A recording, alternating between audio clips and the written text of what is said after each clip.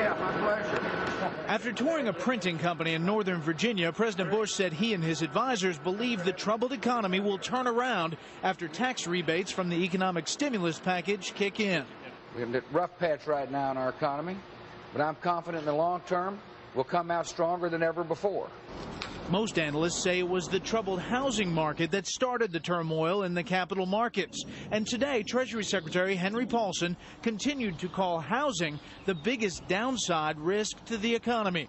Paulson said the current housing downturn was ignited by an unsustainable appreciation of home prices, appreciation that got particularly high in some regions. A correction was inevitable, and the sooner we work through it with a minimum of disorder, the sooner we will see home values stabilize, more buyers return to the housing market, and housing will again contribute to economic growth. Today, the Commerce Department released new housing figures. New home sales dropped 1.8% last month, a decline slightly worse than expected. That marked the fourth straight month of a decline and the slowest pace for new home sales in 13 years.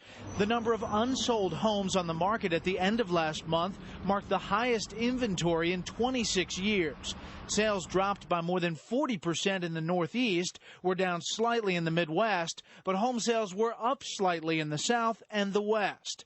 Also on the positive side, applications for mortgages jumped up 50% last week, and applications to refinance home loans soared 82% as borrowers tried to quickly lock in lower rates.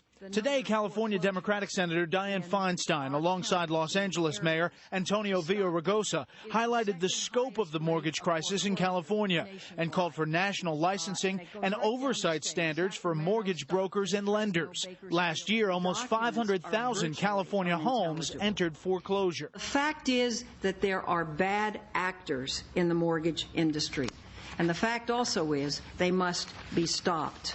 The Treasury Secretary warned that there are many calls to do something about housing, calls to minimize foreclosures, make affordable mortgages more available, improve the secondary market for mortgages, prosecute fraud, reduce the inventory of homes for sale, or help communities hardest hit by foreclosures. The to-do list tends to get conflated. We must sort through each of these shared and desired outcomes, carefully choosing policies that minimize the impact of, but do not slow, the housing correction.